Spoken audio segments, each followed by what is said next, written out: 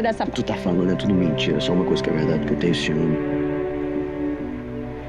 Eu tenho ciúme mesmo. Só que eu tenho caráter também. Tu vai negar que tu me entregou pra polícia?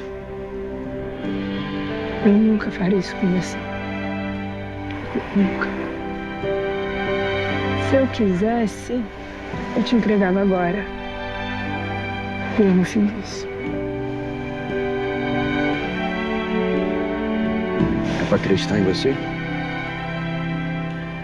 Como é que eu vou acreditar em você?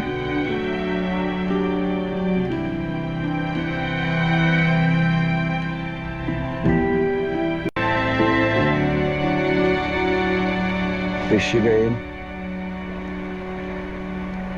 Se é boa, você vai encontrar, você vai ver quem tá mentindo pra você o tempo todo. E você tá caindo na lábia dele direitinho.